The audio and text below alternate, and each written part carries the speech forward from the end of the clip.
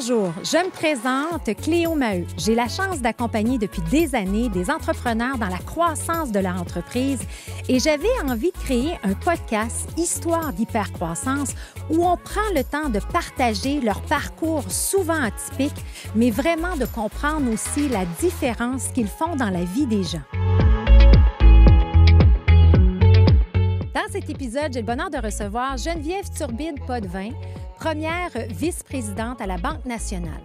Geneviève nous partage des sujets de l'heure par rapport au monde de l'entrepreneuriat, l'importance de faire une bonne gestion des liquidités, l'importance d'avoir la relève, la relation de proximité à avoir également avec son banquier. Elle nous fait rêver par son leadership au féminin. Bref, une super belle épisode à écouter. J'ai le bonheur aujourd'hui de recevoir Geneviève Turbide-Potvin. Bienvenue. Bien, merci. Merci beaucoup de me recevoir. Oui, je suis très contente que tu sois ici. Écoute, là, il faut que je me rappelle de ton titre. Donc, je le dis. Donc, Geneviève, tu es première vice-présidente entreprise et gestion privée pour le Québec et l'Est de l'Ontario pour la Banque nationale. Effectivement. OK. Et ça fait plus de 25 ans que tu es dans le domaine financier. J'ai cette chance-là, effectivement. Tu as cette chance-là. Et ce que j'aime de la chance, c'est que tu es une femme aussi. On parle souvent des plateformes de verre, très impliquée dans le leadership féminin. Fait qu'on a plein de belles choses aujourd'hui à parler ensemble. Fait que merci d'avoir accepté l'invitation. C'est un grand plaisir. Merci beaucoup. Et moi, je t'ai connue au grand bal de l'OSM. On était assis à la même table. On avait une belle invitation, mon conjoint et moi, de la banque. Et qu'est-ce que j'ai découvert? Une fille drôle, passionnée, engagée, vivante. Et là, je me suis dit, un jour, je veux l'avoir sur mon podcast. J'ai dit, mon Dieu, quel drôle de banquier! C'est ça. Mais c'est ça que j'ai aimé, justement. Tu sais, je me suis dit, est-ce qu'on peut parler de ce monde-là plus financier et dans un contexte d'affaires où on a la même mission, on veut aider les entrepreneurs à croître? Tellement. Tu sais, puis justement, tu connais plein d'histoires d'entrepreneurs. Là, on est dans le podcast Histoire d'hypercroissance. Alors, je trouvais ça intéressant. Et quand je t'écoutais parler, en plus, tu as une histoire personnelle aussi assez impressionnante. C'est différent. C'est différent. Comme Alors, parcours. j'aimerais ça que tu parles justement de ton parcours. Qui est Geneviève? Oh, mon Dieu! Écoute, Geneviève, c'est une fille qui a beaucoup d'énergie, ça, en partant. Oui. Une jeune fille qui a eu, par chance, je pense, j'ai pu canaliser toute cette énergie-là dans le sport. Donc, j'ai fait une bonne partie de mon adolescence, de mon enfance, dans le domaine du ski acrobatique. Donc, j'ai commencé ma carrière là-dedans. Et écoutez, ça a été des années exceptionnelles. Ça a été aussi une grande déception parce que, veux pas, ma carrière s'est terminée par un accident qui a fait en sorte de mettre fin à mon rêve, je veux dire ça, mon rêve de jeune fille. Qui était d'être olympienne. Assurément. Puis je pense que je regarde les jeunes aujourd'hui dans le sport, puis quand tu atteins un certain niveau, malgré le fait que tout le monde te dit « Écoute, il y a très peu de gens qui se rendent là, puis tout ça », je pense pas que tu peux faire autant de sacrifices dans ta vie, te donner autant sans quand même y croire à quelque part en dedans de toi. Oui. Donc, on le fait quand même pour ça, on le fait pour se dépasser. Et l'autre chose, malgré le fait, parce que tout le monde me dit, mon Dieu, mais c'est un sport individuel. Mais tellement pas. Moi, j'ai jamais considéré que c'est un sport individuel. J'ai toujours dit, moi, je fais la prestation, je suis celle qui descend la montagne, mais je suis le résultat d'un paquet de gens autour de moi. Donc, d'un entraîneur sportif, d'un coach, d'un accompagnateur au niveau médical, tout ça. Donc, pour moi, ça n'a jamais été, je fais que accomplir la prestation. Oui. Mais au profit et le résultat de plein de gens. Donc, oui, c'est une grande pression, mais en même temps, c'est toute une chance d'être aussi bien entouré pendant ces années-là. Et c'est sûr que lorsque, on se blesse souvent, là, quand même, dans cette carrière-là, mais quand la blessure assez importante a mis fin à ce rêve-là, bien, c'est sûr que tu es désorienté. Tu te demandes quel va être ton lendemain. Souvent, tu es en retard dans tes études. Puis toi, ça a été quoi un peu la carrière en termes d'âge? Là, jusqu'à quand tu as fait du ski? Jusqu'à 18. Donc, OK. 18 ans, j'ai eu mon accident. Jusqu'à 19 ans, j'ai resté là-dedans en espérant que j'allais pouvoir retourner, bien sûr. Accident majeur? Accident majeur, effectivement. Donc, la jambe droite, là, ça m'a pris 9 mois de réhabilitation pour être capable de retourner.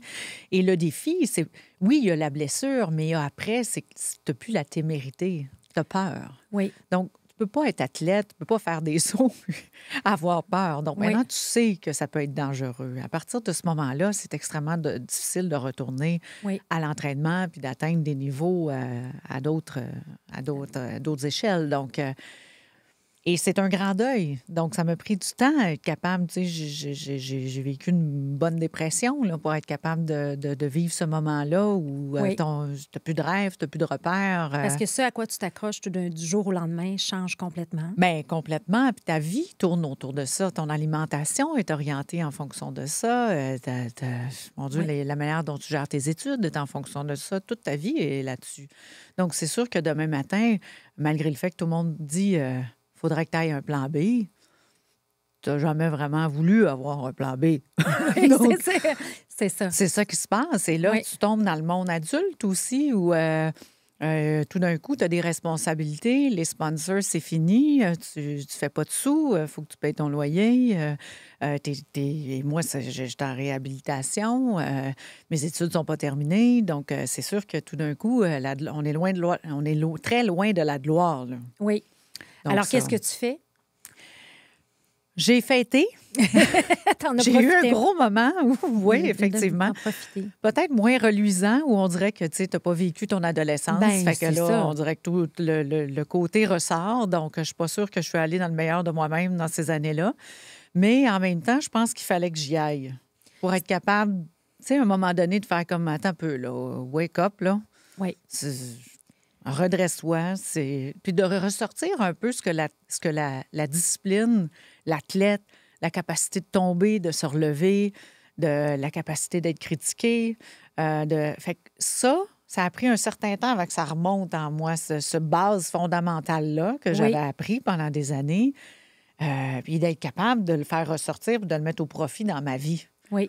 Donc là, je suis retournée sur le banc, bien sûr, de l'école, donc à temps partiel, travailler temps plein. J'ai commencé mon bac à temps partiel. Et je suggère à tous ceux qui ont des jeunes, si c'est possible, de faire vos études sans payer d'appartement et en restant chez vos parents. Très bonne solution. Oui. Beaucoup mieux que de travailler à temps plein et d'étudier par les soirs. Donc, ça a été, bien sûr, un moment plus difficile, mais je reprenais le dessus, bien sûr, de ma vie. Sans trop savoir exactement où je m'en allais avec ça, mais ça, au moins, j'étais à l'université. Oui. Fait que tu reprends ça tranquillement. Puis c'est se relever d'un coup dur. Mais tu sais, après tout, comme tu dis, après un coup dur, il y a toujours quelque chose de beau. Alors là, tu fais tes études en quoi? En finance? Oui, bien sûr, en finance, gestion financière. Donc, au HEC, je faisais mon bac par les soirs. Et je vais être honnête avec vous, j'ai passé un gros moment sous le seuil de la pauvreté. Là. C'est dans ces moments-là. C'est ça qui est difficile quand tu as été dans la gloire, quand tu as été dans le succès, quand tu as été sponsoré, quand tu as... Oui. Donc, c'est ça qui a été difficile de rencontrer la vraie vie, je vais dire ça comme ça, où c'est difficile, où tu es précaire. Là. C'est une situation qui était très précaire. Et là, est arrivée, avant la fin de mes études, la plus belle chose, ma plus belle réalisation, soit de tomber enceinte de mon beau garçon à l'âge de 24 ans. Mais je veux quand même spécifier que malgré le fait que c'est la plus belle réalisation de ma vie, c'était dans un moment de précarité importante où je n'avais pas terminé mes études, pas de carrière. Donc, malgré le fait que c'était une nouvelle délicieuse, ça l'amenait quand même un challenge important. Oui.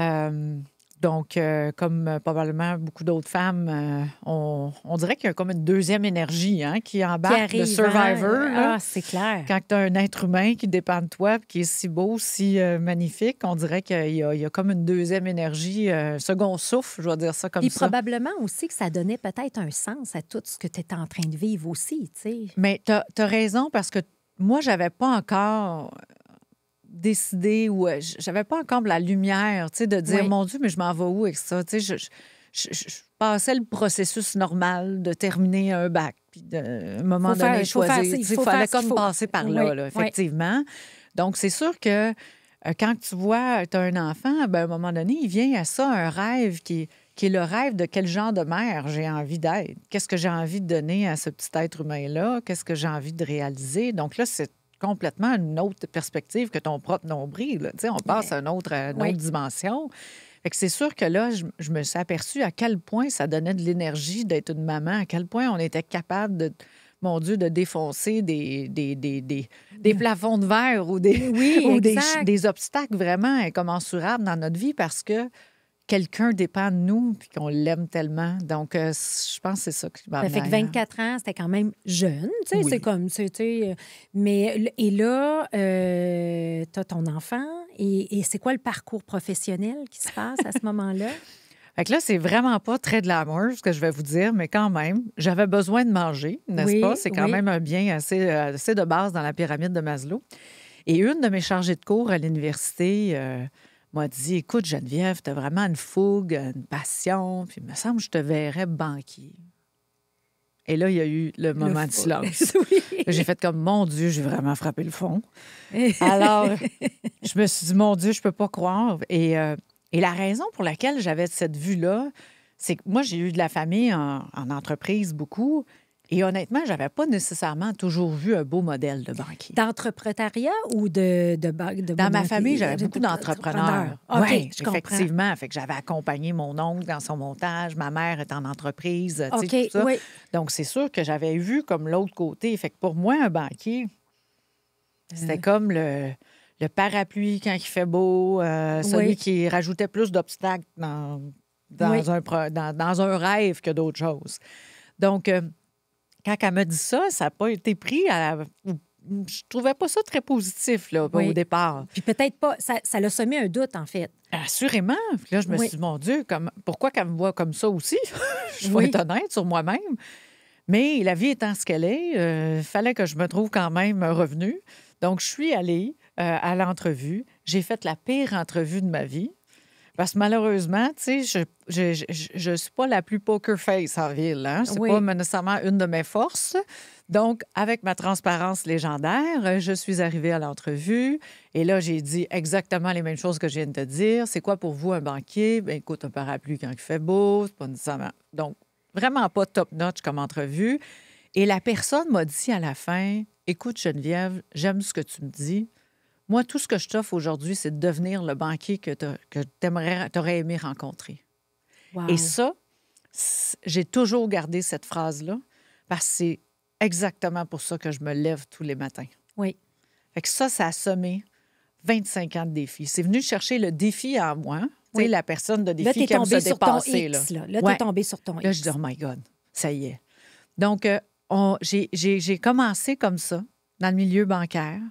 Et écoute, j'ai fait le cheminement professionnel très régulier. Là, j'ai passé de l'accompagnement à la petite entreprise, l'entreprise en croissance, l'entreprise PME. Je suis allée à la grande entreprise, la mise en bourse, etc. On a travaillé aussi la gestion de patrimoine familial à travers toutes ces années-là. Et après ça, je suis allée dans la gestion. Et même dans la gestion, je me suis posé la question. Parce que je regardais les modèles que je voyais comme gestionnaire à la banque.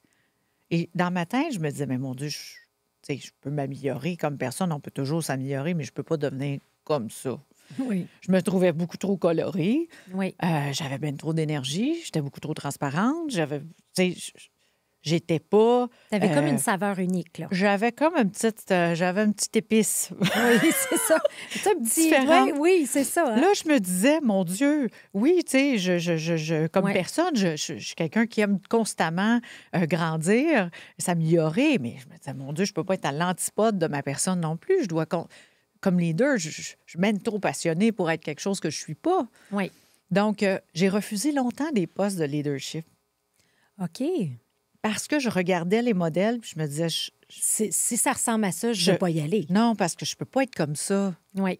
Oui. Je veux être capable de me regarder dans le miroir le matin puis me reconnaître. Oui. Oui. Fait que ça m'a pris du temps avant d'être capable de dire oui, de prendre la chance, de me faire confiance. Et ça a pris, c'est un homme, en fait, qui m'a dit, Geneviève, si on pense à toi comme leader, on pense pas que on veut t'amener dans ce leadership-là. C'est ton style qu'on veut mettre là. Fait que amène ta couleur. Oui. Fait que ça, moi, c'est quelque chose qui m'a parlé. C'est à partir de ce moment-là que j'ai commencé à accepter des rôles de leadership. Puis là, ça a continué. Ça a continué, effectivement, différents rôles de leadership. Et à chaque fois, j'ai jamais eu de... Il y en a qui disent, mon Dieu, c'est quoi ton cheminement de carrière? J'ai jamais eu de... Tu n'as pas eu de plan par rapport à ça. Non. Tu as profité des opportunités qui se Ben présentaient. Oui, puis moi, un des éléments qui était super important pour moi, c'est quand je me lève le matin, j'ai-tu ce petit feu, là? Oui. Puis ça, c'est quelque chose que quand je regarde les entrepreneurs, je trouve tout le temps tout qu'ils ont le petit feu. C'est sûr. Exact. Donc, moi, c'est ça qui est venu me chercher. À chaque fois, à chaque défi qui s'est présenté devant moi, c'était de me dire, ça me passionne-tu? Oui. Ça fait-tu du sens? Parce que je suis trop intense pour pas aimer ça. Oui. C'est impossible. Puis je me suis aperçue que quand j'aime ça, quand je suis passionnée, c'est là que je donne le meilleur de moi-même. Oui. Donc, à chaque fois, je me suis dit ça. À un moment donné, dans les rôles de gestion, j'ai eu peur de perdre la clientèle. Parce que ça m'animait. Tu sais, de voir La connexion avec les gens. Parce que rappelle-toi, là, pourquoi que je faisais ça, ma phrase, là, devenir le banquier que j'aurais aimé rencontrer. Oui. Mais quand je rencontrais les clients, j'avais l'impression que je pouvais avoir un certain certain contrôle impact. Oui, sur la façon ce que tu faisais. exact. Donc, je me disais, mon Dieu, si je grandis dans l'organisation, est-ce que je vais perdre ça? Et là, tranquillement, je me suis aperçue que non, je pouvais aussi transformer les gens autour de moi. Peut-être influencer, Oui, impacter. les amener à être meilleurs d'eux-mêmes, à donner le meilleur, puis avoir un impact comme banquier qui est différent que ce qu'on a déjà rencontré, plus humain, plus proche, plus empathique. Et c'est ça, pour moi, qui est important. Mm-hmm. Quand je vois ma gang aujourd'hui, je suis encore un peu un enfant là-dedans. Là, je veux dire, je vois quelqu'un qui clôt une transaction, puis je vois l'entrepreneur qui est content, puis je vois mon banquier qui est content parce qu'il a l'impression qu'il a contribué positivement. Je suis encore aussi contente que quand c'est moi qui le closais, puis je suis là, oh mon Dieu! On l'a fait. On l'a fait, ça va être bon. Puis aujourd'hui, quand je me promène dans le marché, dans le Québec, je me souviens encore du premier 25 000 que j'ai prêté à un puis à l'autre. J'ai encore ces contacts-là avec ces clients-là aussi passionnés qui me disent « Geneviève, qu'est-ce que t'en penses? » Puis tout ça. J'ai l'impression qu'à petite échelle, je contribue à quelque chose de positif. Bien, dans le parcours, c'est un peu... En fait, moi, je dis tout le temps, ma raison d'être, c'est d'inspirer et d'être complice. Mais en fait, de par un banquier comme ta vision de banquier, de proximité, puis d'être là, tu deviens un peu complice. Tu les aides dans leur parcours à eux. Puis ça va rechercher un peu tes valeurs entrepreneuriales que tu as connues avec ta famille puis quand tu étais plus jeune. Tellement. Fait que, tu sais, c'est là que la corrélation est. Et on s'entend-tu que la vie de banquier, je dirais, de haut niveau qui accompagne des entrepreneurs, c'est quand même du dépassement de soi, un peu comme dans le sport aussi. Quand même. C'est pas un long fleuve tranquille, je l'admets. Oui. Non, effectivement, c'est un enjeu qui est important. J'ai la chance, par exemple, de travailler dans une organisation qui me fait confiance. Ça, c'est important quand on choisit pour qui on travaille. Oui. Faut que ça vienne chercher, je pense, tes valeurs intrinsèques. Oui. Puis moi, c'est ça que j'ai retrouvé chez mon employeur aujourd'hui à la Banque nationale. Tu sais, c'est cette confiance-là, c'est le côté un peu entrepreneur qu'on me laisse. On me donne cette confiance-là. On me laisse déployer mes ailes. On me laisse créer la vibe que j'ai envie de donner au Québec. On me laisse être proche de cette clientèle-là. Fait que ça amène énormément ça fait sortir le meilleur de moi aussi parce que je sens que je suis dans un environnement où on me permet et on valorise ça. Oui. Ça rend les choses magiques aussi. Et l'autre chose que je me suis aperçue, c'est que, tu sais, quand tu montes dans l'organisation, tu deviens toujours un peu plus seul, hein? Oui. Et l'entrepreneur, moi, ce que j'ai remarqué chez mes parents, c'est que c'est la solitude. Tu sais, ça devient pesant, hein? Oui. Tu as toutes les responsabilités. Tu arrives au bureau, là, tu sais, mes entrepreneurs, quand ils arrivent dans leurs usines ou dans leur bureau, ils sont pas là à se traîner et dire « Oh my God, c'est l'enfer. Il faut que ce soit positif, soit souriant. » Non, puis tu as 200 employés, mais c'est 200 familles que tu nourris. Voilà, puis c'est toute cette charge-là mentale. Tellement.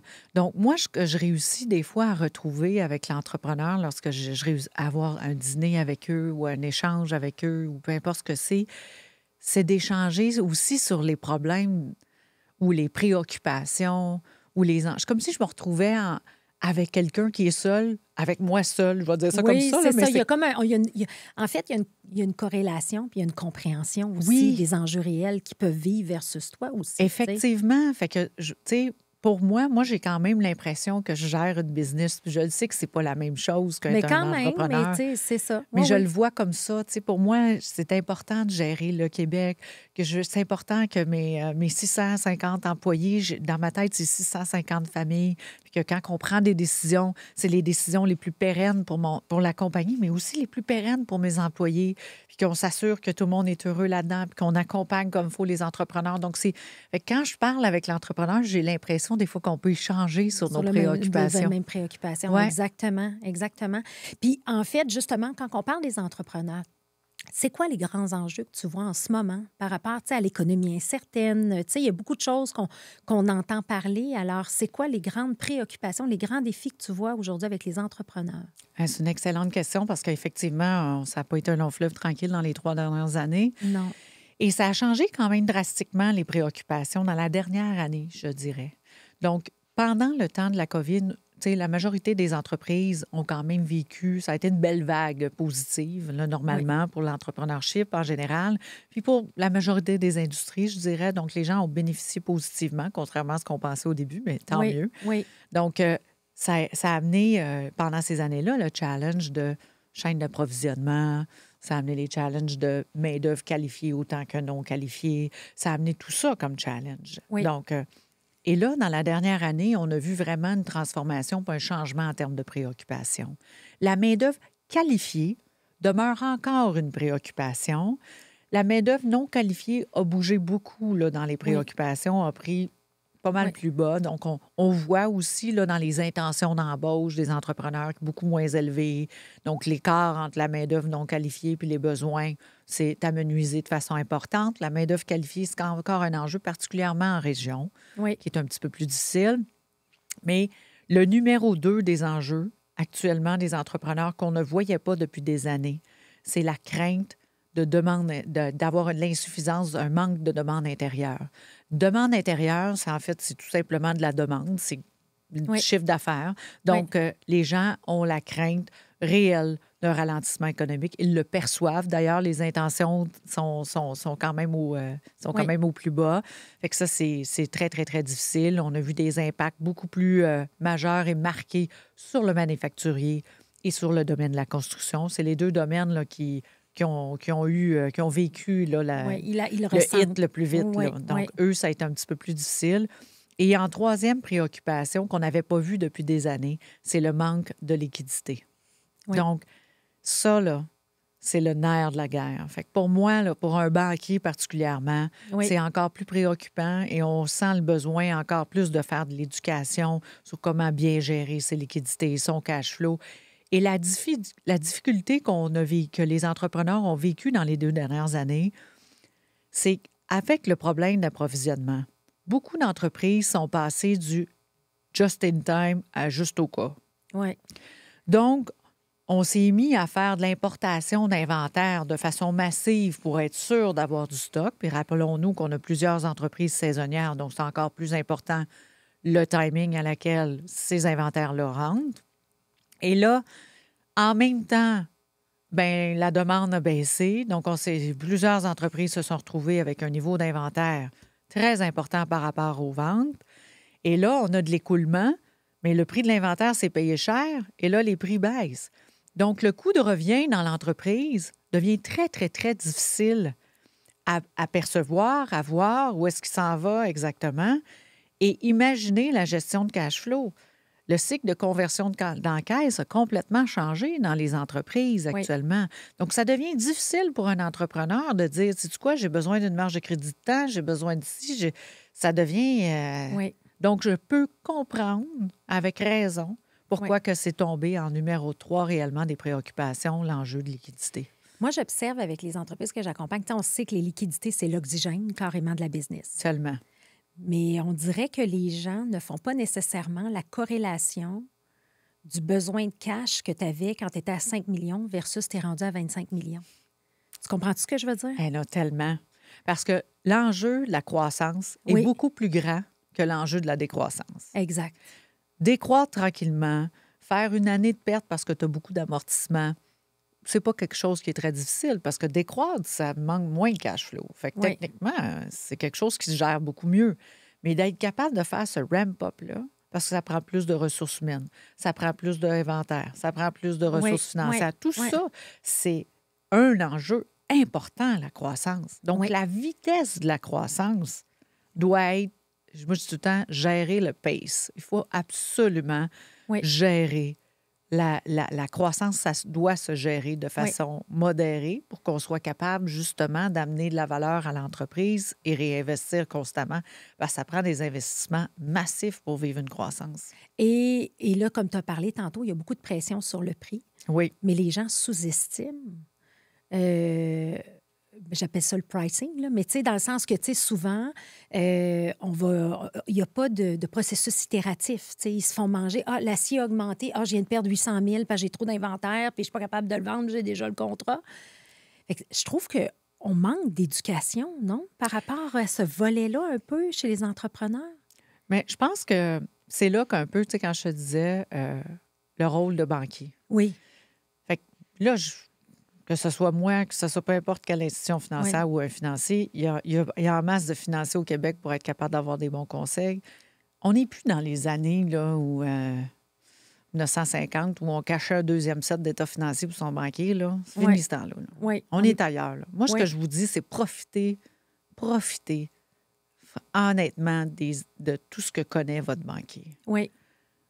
C'est votre conseiller financier, c'est super important. Oui. Donc, on ne peut pas être bon dans tout. Moi, j'ai toujours dit quelqu'un qui réussit à être plus grand que lui-même, c'est parce qu'il est souvent bien entouré. Oui. Tu sais, tu parlais de ma carrière tantôt. La vraie raison pour laquelle j'ai eu, je pense, j'ai eu un beau cheminement, j'ai toujours eu une équipe exceptionnelle autour de moi.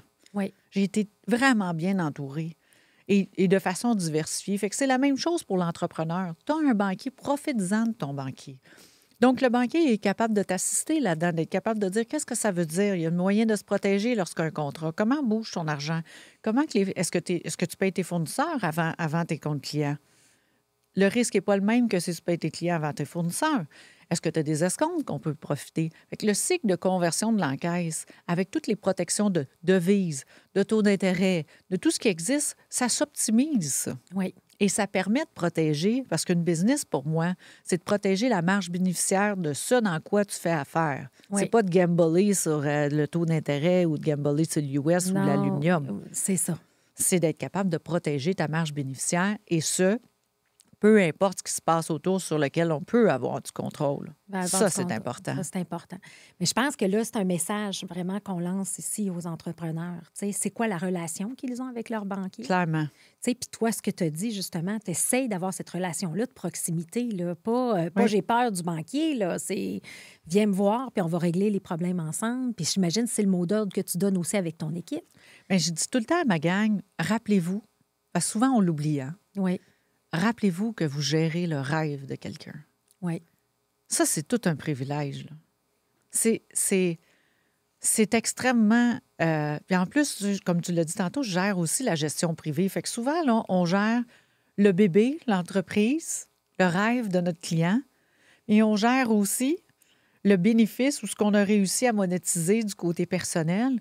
C'est fou comment ces gens-là nous font confiance. C'est incroyable. C'est tout ça, c'est un privilège. Donc ça, je rappelle ça à mes gens beaucoup. Oui. Et d'être dans l'empathie, dans l'écoute, dans le conseil et surtout dans l'humilité. Mm-hmm. Parce que pour moi, ces gens-là prennent des risques incroyables et c'est ça la société. Ils contribuent à notre PIB, ils créent de l'emploi, ils créent des richesses. Oui. Fait que fait qu'à la fin, moi, je trouve que ça fait juste une province plus forte et on peut aider à ça. Aider à ça, en fait, il y a une belle contribution, puis ça donne du sens au rôle de banquier aussi, que d'être juste prêter de l'argent. C'est pas ça. Là. Non, c'est pas ça. Exactement. On n'est pas des checkers de tas financiers seulement. Non, c'est vrai, exactement. Non, puis moi, je l'ai vécu. Tu sais, mon conjoint est avec la Banque nationale depuis des années, puis il y a une belle histoire à succès. Tu sais, il y a eu une hyper-croissance, mais il a toujours été bien accompagné au bon moment. Tu sais, mais comme tu dis, il n'a pas eu peur d'aller chercher les bonnes personnes puis de dire j'ai besoin de vous autres, j'ai besoin de vous autres, j'ai besoin de vous autres. Fait qu'il ne faut pas avoir peur non plus de demander. Exact. La transparence. La transparence. Puis moi, je fais une corrélation. Tu sais, tu dis tantôt, mon équipe est vraiment comme la clé de mon succès.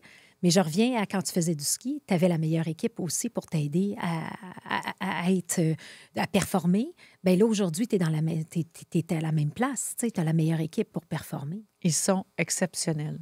Et tellement différents. Oui. C'est ça qui est fascinant, c'est de les voir, la différence. Puis moi, pour moi, c'est ça la richesse. C'est quand tu es capable de t'entourer de gens qui viennent combler tes angles morts. Oui. L'équipe en bénéficie.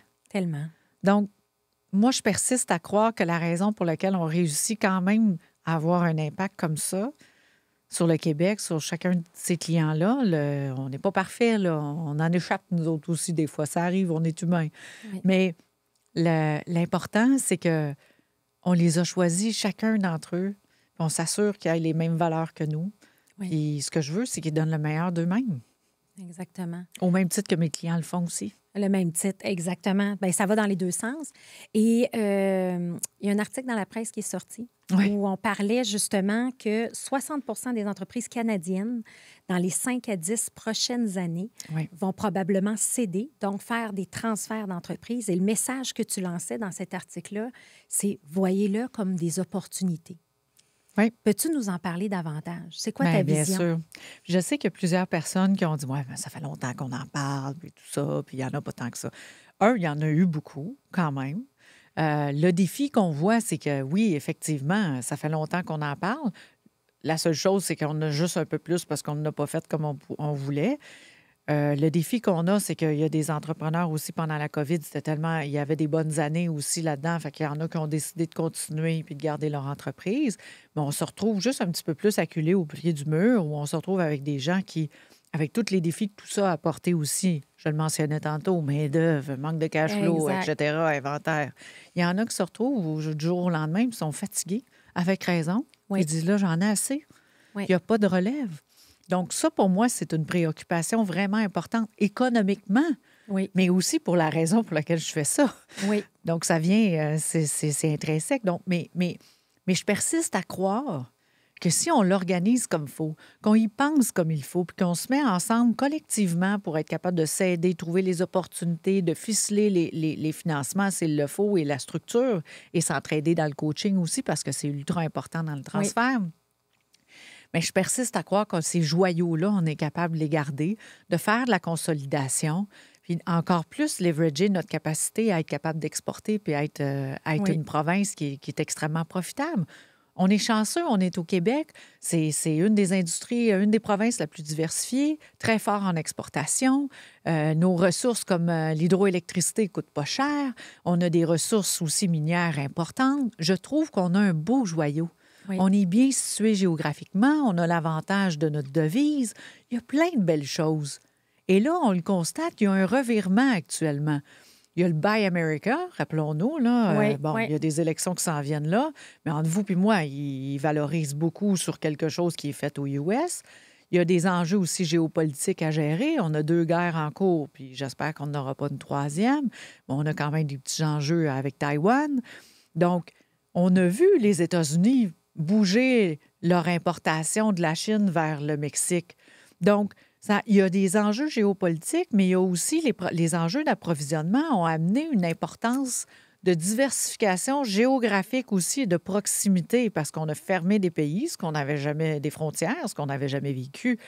Donc, dans ce contexte-là, on a encore plus d'opportunités de ramener de la fabrication, de consolider des industries, et de ramener des choses plus près pour continuer à être compétitif. Et on a des enjeux de productivité énormes au Québec. La productivité a baissé plus qu'avant la pandémie. C'est incroyable. Pour moi, on ne peut pas continuer comme ça. On ne peut pas penser qu'on va continuer à être attrayant juste à cause de notre devise. Donc, je persiste encore à me dire, on se doit de se mettre nos forces ensemble, consolider nos beaux joyaux québécois, et être capable en même temps, ça nous fait faire des pas de géant souvent au niveau de la productivité. Et c'est prouvé que lorsque quelqu'un achète, acquiert, intègre une nouvelle entreprise, il fait souvent un pivot dans les 3 prochaines années de l'acquisition. Donc ça l'amène énormément de croissance, d'investissement au Québec et ça nous permet d'être plus compétitifs comme province. Donc, moi, je vois ça comme une opportunité importante. Et en plus de ça, on est dans une province où on manque vraiment pas de financiers. Non, c'est vrai, exact. Et de bons financiers aussi, tu sais, Oui. solides. Tu Puis il y a sais. toutes les sortes. On a toutes sortes de banques. On Oui. a des financiers qui sont plus patients, des familiales, on a toutes sortes. Puis on constate même le Québécois qui commence à monétiser, à vendre des entreprises, qui commence à se constituer des fonds aussi familiales, à vouloir réinvestir justement dans le Québécois en voyant la situation Oui. dont je mentionne. Donc, je pense qu'on doit prendre cette occasion-là pour faire de nous quelque chose de juste plus fort. Plus fort. Mais comment qu'on s'y prend concrètement? Ça, il faut qu'on se mette ensemble. Fait que ça, une chose ça. est sûre, il faut qu'on travaille ensemble. Donc, on est plusieurs agents économiques à essayer d'en travailler. Puis ça appartient pas parce qu'il y en a qui disaient, ouais, mais Geneviève, tu sais, c'est pas à la Geneviève, à de la Banque nationale à porter ça. Je ne porte pas ça moi-même. Oui. Je pense que c'est un... Moi, ce que je fais, c'est d'en plus de parler. lancer un mouvement. Oui, de lancer un mouvement, qu'on travaille ensemble, qu'on s'assoit ensemble à se dire qu'est-ce qui manque pour être capable d'y parvenir. On travaille avec l'École d'entrepreneurship de Beauce, entre autres, pour être capable de faire des choses. On travaille avec le Fonds de solidarité, on travaille avec le gouvernement, on travaille avec toutes sortes d'organisations. Moi, ce que je dis, c'est qu'au lieu de travailler en silo, Oui. on se doit de s'éveiller à cet enjeu-là et s'éveiller au bon moment pour mettre collectivement nos forces ensemble puis dire comment que, comme province, on y arrive. Et le gouvernement va devoir être là, le milieu privé va devoir être là et le milieu public va devoir être là. C'est un tout. Assurément. Oui. Puis ça revient un petit peu aussi moi, je vois la grande tendance, il faut se servir de l'intelligence collective. Oui. Chacun de ces contributeurs-là a leur force, mais il faut arriver à ce niveau-là. Mais tu sais, je regarde, j'ai en tête plusieurs entrepreneurs qui sont propriétaires uniques de leur organisation, que leurs enfants ne sont pas dans la relève. Je dis, qu'est-ce que tu vas faire? Je ne sais pas. Mais tu comprends, j'en envoie beaucoup. Moi aussi, malheureusement. On en voit beaucoup, tu sais. Mais comment on peut approcher ces gens-là pour leur donner des solutions aussi, tu sais, de dire, voici ton potentiel, puis ils ne voient pas, des fois, pas la relève à l'interne, sont fatigués, tu sais, il y a des fois, il y a un essoufflement, des fois, on attend trop aussi avant de faire le transfert. Mon Dieu, tellement. Ça, tu le dois le voir, hein? Ça, c'est... Moi, là, je vous le dis, le transfert, plus on est capable de manger l'éléphant à petite cuillère, oui, meilleur le succès est. Il y a plusieurs dimensions à ça. Donc, lorsqu'on essaie de vendre son entreprise d'un coup, premièrement, avec les bénéfices qu'on a eu dans les dernières années, mais c'est sûr que les multiples, les montants ont quand même augmenté de façon considérable dans certaines industries. Donc, pour une relève, qu'elle soit interne, externe, employée, peu importe de quel côté elle vient, ça peut paraître comme étant complètement impossible. Oui. Donc ça démobilise, ça amène des défis là, d'être capable de prendre ce relève-là, et autant financier qu'humaine. Là. Oui. Fait que ça, c'est des premiers éléments. Souvent, on attend trop à la dernière minute, puis on attend de vendre 100 %. Fait que ça, c'est un des défis. Exact. Et tandis je pense qu'on bénéficierait, on remarque d'ailleurs chez des entreprises qui ont vécu plus de croissance en santé, c'est ceux souvent qui ont rentré des partenaires d'équité, peu importe c'est qui, là, mais des partenaires d'équité qui allaient avec leurs valeurs, parce qu'il y a toutes sortes de partenaires d'équité aussi, pour être capable de, maximiser se donner la le croissance, levier. c'est Oui, ça, le potentiel. des fois, mettre des sous, parce que je mentionnais tantôt que quand on est en croissance, ça prend des sous. Oui. Donc, et souvent, de mettre un équilibre avec une monétisation pour l'entrepreneur. Donc, on monétise un peu pour l'entrepreneur, on en paie un peu dans le business pour être capable d'aller ailleurs. Fait que ça amène deux aspects. Premièrement, bien, c'est plus digestible le montant qui reste. Ça permet à l'entreprise d'aller plus loin dans ses rêves. Et l'entrepreneur s'est prouvé que lorsqu'il a un petit peu de sous de côté, sa prise de risque est beaucoup plus intéressante. C'est vrai. Parce qu'il a peur, quand tout est là, parce que c'est pas son patrimoine et voilà, familial. Il en a sécurisé un petit peu. Oui. C'est normal, c'est humain, là. C'est très, très humain. Oui. Donc, c'est une belle stratégie, ça, à garder en tête, de dire on y va par étapes. Ça me donne le levier que j'ai besoin dans mon entreprise, mais ça me sécurise aussi, moi, comme personne. Oui. Ça, c'est important. Ça te permet de vivre. Exact. Fait que ça, puis je le vois, là, puis tu sais, mon conjoint est passé à travers ce processus-là, puis c'est ça qui est intéressant aussi de dire, Puis c'est là, je pense qu'on crée de l'emploi aussi. Il est parti de 14 employés à 250 employés. C'est toujours bien plus de monde à pouvoir faire vivre, avoir une belle culture d'entreprise. Mais les gens, souvent, ont peur, non? Ils ont très peur. Fait qu'un des éléments, c'est que souvent, tout est là-dedans. Puis moi, je le disais souvent à ma gang, à la banque, j'ai dit, il faut qu'on conseille mieux nos clients aussi pour être capable, tu sais, quand je parle de monétiser, Oui. c'est important. Parce que en 2008-2009, on en a eu plein des clients qui nous ont appelés, tu sais, en pleurant, dire, mon Dieu, Geneviève, il va se passer quoi? J'en ai eu au début de la COVID aussi qui m'ont dit, Oui. moi, tout mon argent est là-dedans. J'en veux plus des appels comme ça, moi. Non. C'est pas normal que les gens qui créent de la richesse dans notre province, qui créent des emplois, vivent tout ce stress-là. Pour moi, on a un rôle à jouer en termes de conseil de ce côté-là. Oui. Donc, travailler mieux, ça, c'est un des éléments importants. Et je pense que le fait qu'on ne se permet pas ça comme province, on voit que nos entreprises ont plus de difficultés à atteindre une certaine taille dans notre province. Donc, à ton point, je pense qu'à un moment donné, il faut aussi être capable de dire, sais-tu quoi, j'en laisse un peu de côté. Je me mets une équipe autour de moi, je partage les bénéfices et les responsabilités, mais au profit de quelque chose de plus grand. Oui, oui, exact. C'est le seul élément. Tellement. Mais ça fait toute la différence. Ça fait toute la différence. Il faut juste les amener, les accompagner là-dedans à y arriver. Et, oh mon Dieu, c'est intéressant. J'aurais comme des questions sans arrêt. Ça me fait tellement penser à un paquet d'affaires. J'aime ça, jaser de ça. Parce que je trouve que ce sont des vrais enjeux, mais qu'on ne parle pas assez non plus. Oui. Tu sais, l'entrepreneur, il est pris dans son quotidien à juste essayer de survivre, à avoir de la main-d'œuvre qualifiée, puis d'avoir le bon monde, puis d'assurer, comme tu dis, la productivité. C'est l'enjeu, là, en 2024, là, on s'entend, là, tout le monde doit travailler sa productivité parce que les marges se sont effritées. Et puis, on a des rendements à livrer et tout, mais on perd de vue la perspective. Et je pense que les points que tu nous amènes aujourd'hui, c'est quoi la vision long terme? C'est quoi la perspective? Qu'est-ce que tu peux faire de bien qui, va t'enlever du stress, toi, comme entrepreneur aussi? Tellement. Permettez-vous de dormir. Oui. Tu sais, moi, je dis souvent ça, mon Dieu, mais ça n'a pas de bon sens comment que... faut qu'on s'occupe bien d'eux pour qu'ils continuent à créer. Fait que c'est un peu... Fait que c'est drôle parce que là, tu me dis ça, puis ça me fait penser un peu à l'athlète. Oui. Parce que j'étais obligée de me reposer. Oui. Fait que j'étais obligée de prendre du recul. J'étais obligée de prendre un break d'entraînement.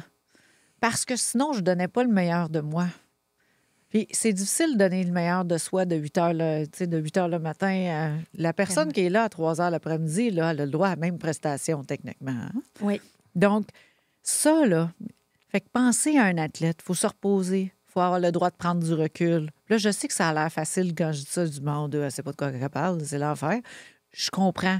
Mais des fois, d'être capable de prendre une demi-journée, de prendre une journée, puis de prendre ce recul-là, ça vous amène complètement ailleurs en termes de ce que vous êtes capable de donner après dans votre entreprise, dans la créativité, dans ce que vous avez comme perspective. Donc, donnons-nous le temps de prendre une pause, de prendre le recul. Puis moi, c'est pour ça que j'ai créé le Mastermind, Hypercroissance, où j'ai des cohortes d'entrepreneurs, puis je les oblige à réfléchir sur leur business.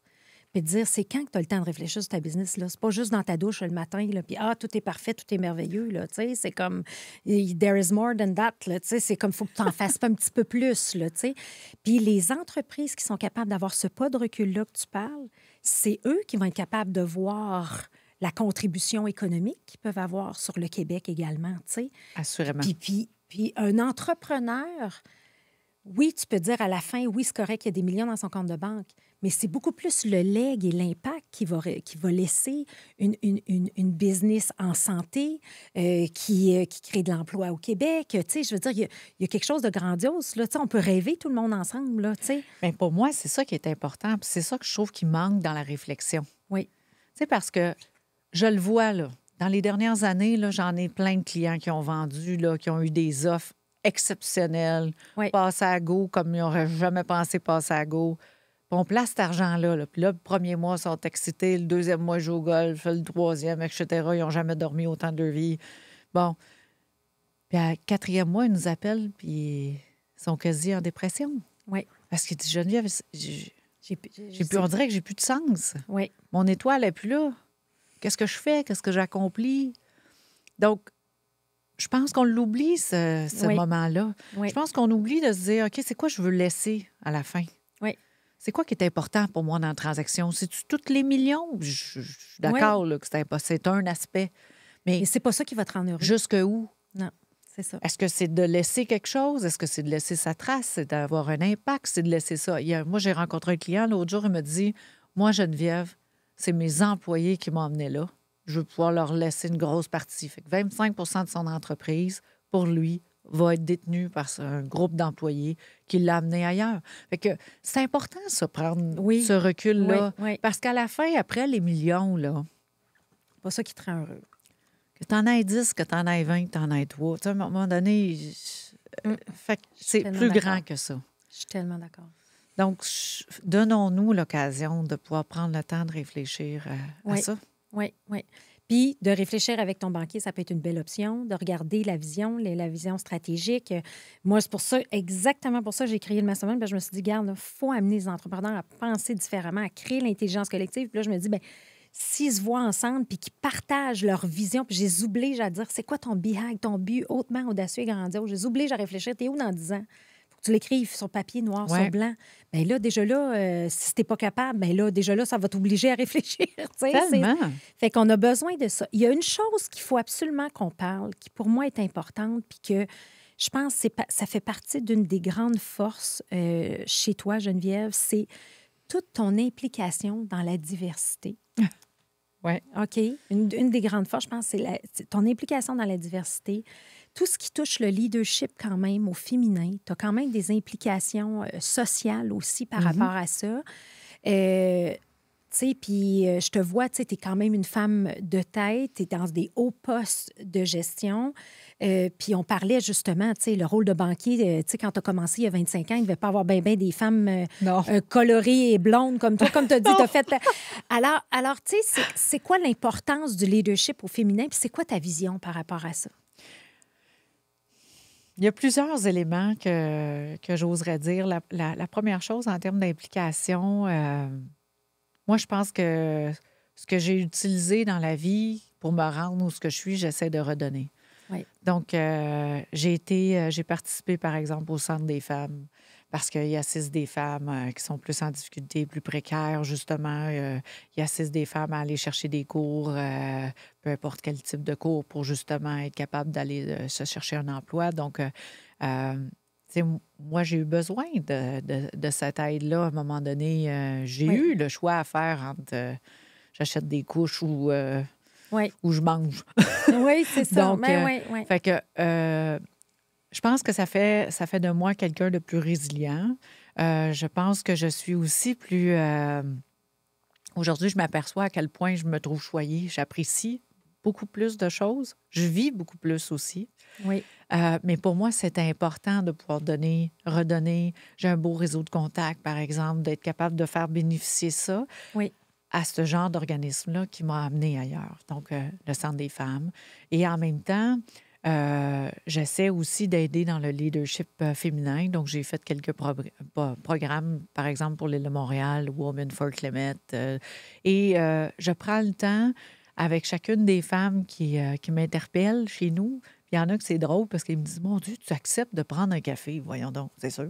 Oui. Donc, à tous les niveaux, qu'on soit étudiant, que soit peu importe ce que c'est, je me dis, si chacune des femmes aujourd'hui peut influencer ne serait-ce qu'une ou deux autres femmes, pour moi, ça fait toute la différence. Fait que j'y vais par petites doses, mais j'essaie d'avoir un meilleur impact pour que leur confiance soit là. Puis, je veux pas qu'ils aient la même chose que moi, c'est-à-dire de penser qu'il faut que tu ressembles absolument à tel modèle pour pouvoir avoir un poste de leadership. Tu peux être toi. Oui. Tu peux avoir ta couleur. Tu peux avoir ta façon de fonctionner. Et c'est même une richesse. Oui. Parce que je le disais tantôt, moi, je regarde dans l'organisation, je regarde dans mon équipe. Et le fait qu'ils soient tous différents, c'est ça, la richesse. Donc, je veux surtout pas qu'ils soient tous pareils. Donc, je veux que les femmes puissent dire, mon Dieu, et je constate aussi que dans le leadership féminin, ça apporte un autre élément différent. On gère différemment sur certains aspects en général dans une entreprise. Et je dis pas ça dans le point où c'est meilleur que l'autre. Je dis juste qu'on a besoin de ça. Oui. On a Exact. besoin des deux. Et c'est ça qui amène, je pense, une organisation à aller ailleurs lorsqu'on a des gens comme ça. Normalement, les femmes, c'est très, très, très humain, c'est très sur le cœur et tout ça. Puis ça existe aussi là, chez nos messieurs. Chez nos messieurs, mais quand même, tu sais, moi, j'accompagne des comités de direction, un comité uniquement d'hommes, la dynamique va être complètement différente. Tu rajoutes une femme ou deux, oups, plus de profondeur, plus de questionnement par rapport à l'humain. Tu sais, moi, je la vois, la différence, Oui. je la ressens, là, tu sais. Fait qu'on a un rôle, je pense, important à jouer. Puis contente de savoir, tu sais, moi, je pense que tu témoignes en toute authenticité à travers ce podcast-là à quel point tout est possible pour une femme. Je pense que oui, puis on se doit d'avoir plus de femmes dans les rôles aussi de banquiers Oui, pour accompagner nos femmes entrepreneurs aussi. tellement. Fait que la femme entrepreneur, souvent, est un petit peu plus insécure financièrement. Donc, je pense que d'avoir un accompagnement plus personnalisé, différent, peut aussi nous aider à faire avoir encore plus de femmes dans la grande entreprise. Donc, des deux côtés, je pense que ça peut être très bénéfique pour la société. Donc, mais on a besoin de ça. On a besoin de cette différenciation qu'on a. Puis moi, ce que je veux surtout pas, c'est que les jeunes femmes pensent que parce qu'ils ne ressemblent pas à un modèle existant, qu'ils ne peuvent pas y arriver. En fait, leur richesse, c'est leur caractère unique. Voilà, Tu sais, puis c'est ça qu'il faut mettre de l'avant. exactement. Ouais. Quand on les voit dans un rôle de leader, c'est parce qu'il y a quelque chose en elles qu'on trouve phénoménal puis qu'on veut faire rayonner. C'est pas pour essayer de la transformer puis devenir quelqu'un d'autre. Exact. Surtout, des fois, tu peux avoir dans un monde plus rigide, une industrie plus rigide, mais là, c'est de s'écouter puis c'est de faire. Mais penses-tu qu'il y a plus d'ouverture aujourd'hui par rapport à ça? Je pense que oui. Oui, hein? Je pense que la place est là. Il y a... je ne suis pas convaincue, par exemple. Je pense qu'il y a un peu de paradigme autour, particulièrement de mon industrie. Oui. Je pense que les gens disent peut-être, tu sais, mais si je fais un job comme ça, est-ce que ça veut dire de mettre une croix sur ma famille? Est-ce que, tu sais, il y a souvent ça là, qui est amené par rapport à mon industrie, puis probablement à l'entrepreneuriat aussi, Oui. j'ose dire. Alors, moi, je dis tout le temps, c'est pas une question de faire un X ou un choix sur un puis l'autre. Moi, j'ai toujours dit à mon fils, la meilleure mère, c'est d'être la meilleure Geneviève. Et moi, je suis heureuse dans ce que je fais. Fait que ça fait en sorte que quand je suis heureuse Exact. dans mon quotidien, mais je suis aussi le meilleur de moi-même là, quand je suis avec mon fils. Oui. Donc, il y a beaucoup de pression sociale sur ce qu'on devrait avoir l'air. Mais je ramène à soyez juste bien vous. Et Oui. normalement, ça fait en sorte que vous donnez le meilleur de vous. Ça part de nous, puis Oui. ensuite, on rayonne. Non, Oui. définitivement. Oui. Puis la Geneviève, dans 10 ans, elle va être où? Eh, mon Dieu! C'est une bonne question, ça. Oui. Je pense qu'elle va être encore... je rêve d'être encore au service des entrepreneurs. Ça, définitivement. Ça, je rêve encore à ça. J'aimerais continuer à avoir un impact positif dans la vie des gens. Ça, pour moi, c'est un élément qui est important. Rendu là aussi, je vais être je vais être une maman d'un garçon de 28 ans dans 10 ans.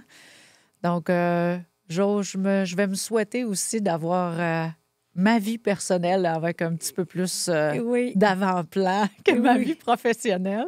Oui. Mais je veux profiter de la vie. Je suis quelqu'un qui aime la vie. J'aime voyager.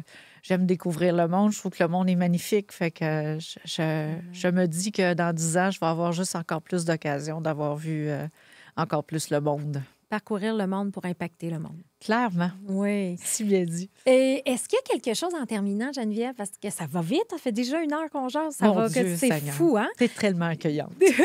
Mais est-ce qu'il y a quelque chose ou un message que tu voudrais laisser aux entrepreneurs ou quelque chose qu'on n'a pas discuté, mais que pour toi, c'est important? C'est un bon point. Moi, ce que je veux... premièrement, il y a une chose que je veux leur dire, c'est... puis je sais qu'ils sont souvent tout seuls, mais je veux leur dire à quel point on leur dit pas assez souvent à quel point ils sont merveilleux, à quel point, je l'ai dit plusieurs fois, mais qui créent de la richesse, c'est exceptionnel. Moi, j'ai beaucoup d'admiration pour les entrepreneurs. Je me dis, mon Dieu, mais quelle témérité. Oui. La témérité que j'avais peut-être quand je faisais des sauts, eux, ils l'ont à tous les jours. Je trouve ça phénoménal. En même temps, ce que je vous demande, c'est de nous donner le droit de vous accompagner, Oui. de vous aider, d'être à vos côtés dans ces défis-là. C'est ce que je vous demande. Et moi, je dis aussi aux autres entrepreneurs de la relève, faisons en sorte de garder nos beaux joyaux québécois ici. Tellement. Pour garder cette belle richesse-là. Geneviève, mille merci de ce partage-là extraordinaire. Écoute, Merci. on n'a jamais eu ce genre de discussion-là sur le podcast, donc je pense que ça va vraiment aider nos entrepreneurs. Puis apprenez à aimer vos banquiers comme moi j'aime Geneviève. Oh, merci! Merci. Merci beaucoup! Très gentil, merci à toi. Merci. À noter que tous les épisodes sont disponibles en format audio sur les principales plateformes de podcast et aussi disponibles en format vidéo sur YouTube. Si ce podcast vous a inspiré, sachez que vous pouvez retrouver tous les outils utilisés par ces entrepreneurs à travers une boîte à outils que j'ai cumulée au fil des années. Tout simplement vous rendre sur hypercroissance.com/outils. Pour en savoir plus sur Hypercroissance, n'hésitez pas à nous suivre sur les réseaux sociaux. On partage une panoplie d'informations, d'articles, d'outils pour vous aider dans votre croissance sur les réseaux sociaux.